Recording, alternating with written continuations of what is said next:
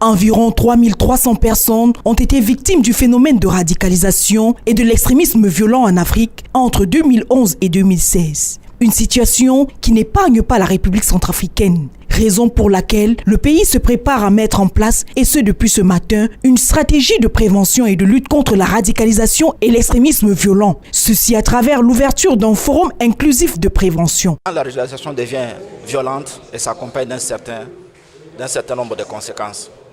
Des déplacements, des populations, des destructions, la paix est mise en péril, le développement est même compromis.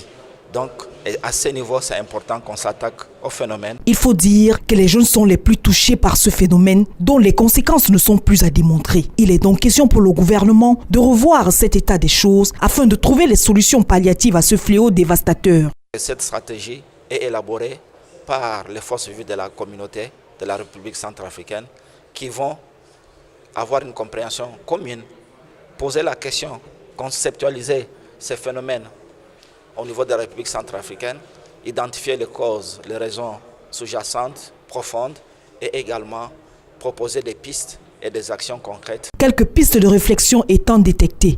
Une des solutions qui étaient envisagées à l'époque, on a privilégié l'action militaire. Et là, le phénomène est beaucoup plus profond.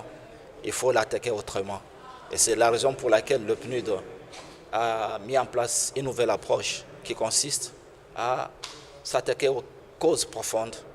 Et on est arrivé à la conclusion, c'est une approche de développement. Une initiative qui témoigne une fois de plus de la volonté du gouvernement centrafricain de poursuivre ses efforts en vue de consolider davantage la paix et la cohésion sociale, gage du retour du pays sur le chemin du relèvement et du développement économique et social.